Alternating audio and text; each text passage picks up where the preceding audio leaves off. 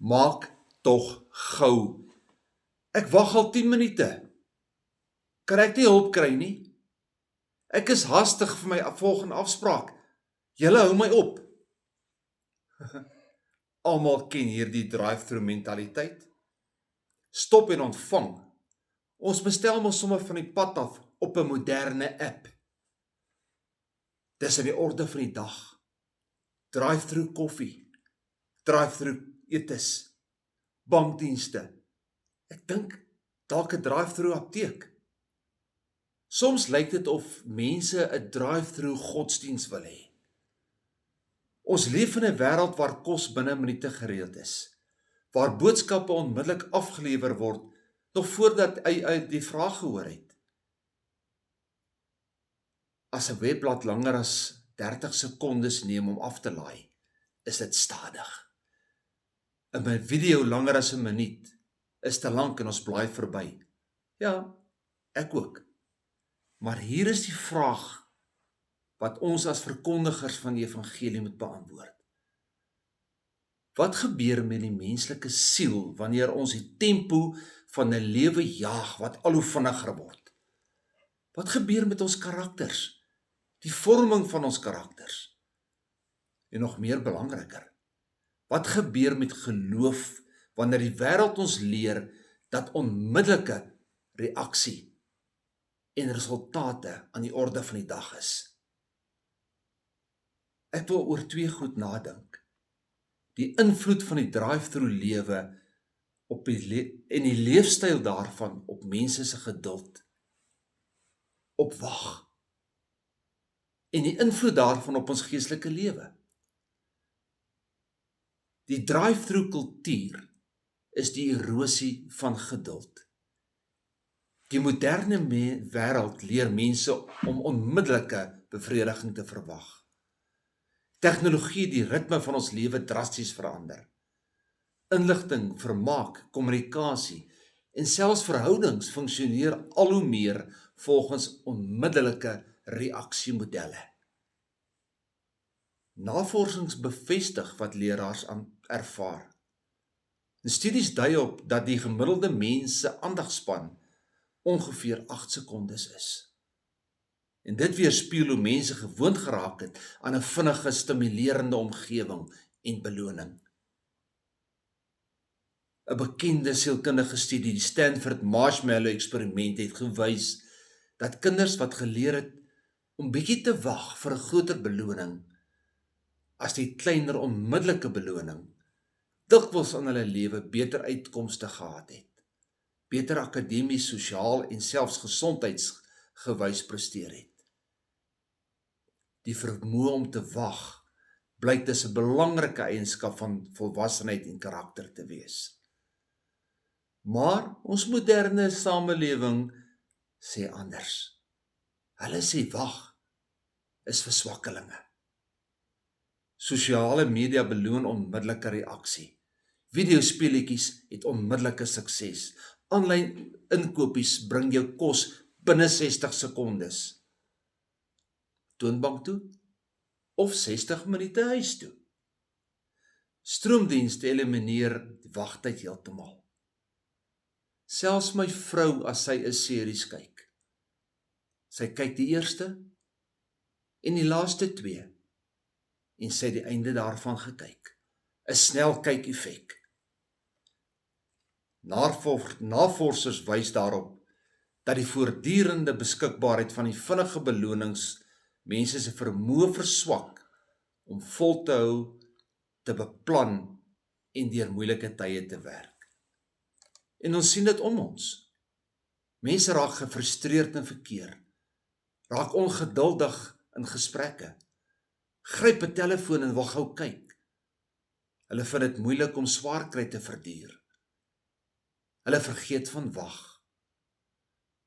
Wag het 'n probleem geword wat uitgeskakel moet word, eerder as 'n deug wat ontwikkel moet word.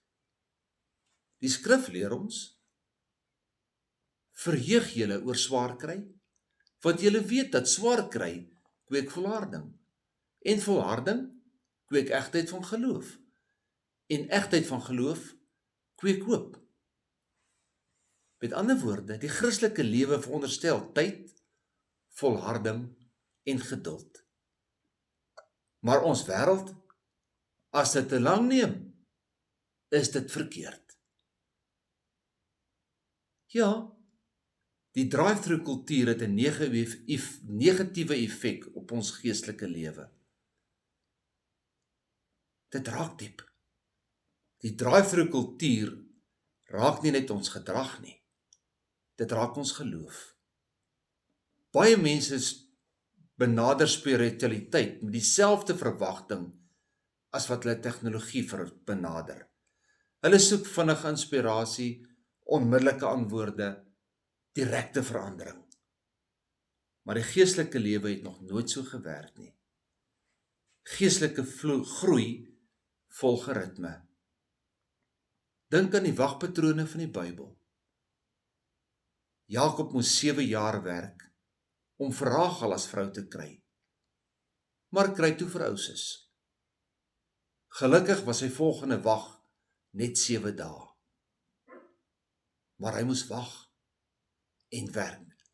Israel het 40 jaar in die woestyn gewag. Dawid moes jare wag voor hy koning geword het. Die disippels 3 jaar gewag om Jesus se werklike evangelie te verstaan. God werk dikwels in stadige vorming eerder as onmiddellike verandering. Maar ons kultuur, dis geestelike kitskos. En waar kry ons dit? Baie mense wil hê 'n preek moet onmiddellik hulle lewens verander. Hulle wil 'n gebed hê wat onmiddellik probleme wegneem. Vinnige oplossing vir diepgaande geestelike worsteling. Maar ware disippelskap vra iets anders. Dit vra stilte, gebed, skrifmeditasie, gemeenskap met die Here, volharding. Dit vra wag. En al hierdie dinge vra tyd. Soos 'n boom wat by waterstrome groei, wat stadig groei, voordat hy vrug dra. Dis nie 'n mikrogolf maaltyd nie. Dis 'n boom wat stadig groei. Groei is stadig, geloof groei stadig. Karakter groei stadig. Maar die drive-through kultuur, alles wat stadig is verkeerd. Ja, en dit het ook pastorale implikasies vir die bediening. Hierdie drive-through mentaliteit plaas 'n besondere uitdaging voor predikante. Baie mense in gemeentes is gevorm deur 'n wêreld wat vir hulle sê, vinnig is beter, stadig is swak. Wag is onnodig. Maar die evangelie nooi mense na 'n heel ander lewensritme. Jesus het self mense vertraag. Hy het hom onttrek om te gaan bid. Hy het te voet van dorp na dorp gegaan. Hy het tyd geneem en tyd spandeer met individuele mense. Die teoloog Dallas Willard het eendag gesê dat haastigheid die groot vyand van die geestelike lewe in ons tyd is. Die gevaar is dat die kerk soms die wêreldse ritme wil aanneem. En ons begin dink korter is beter. Meer programme beteken groei. Meer aktiwiteite beteken meer spiritualiteit. Maar die koninkryk van God groei anders. Jesus vergelyk dit met 'n saad wat in die grond groei, ontkiem, en hy weet self nie hoe nie. Groei is stadig. Die wêreld het al hoe vinniger geraak. Die mense se siel raak nie noodwendig sterker nie. Mense is vandag moeg, angstig, geestelik oppervlakkig. Nie omdat hulle te min inligting het nie, maar omdat hulle te min vorming het. Die roeping van die predikante in hierdie tyd is om die wêreld te leer wag. Wees asseblief geduldig.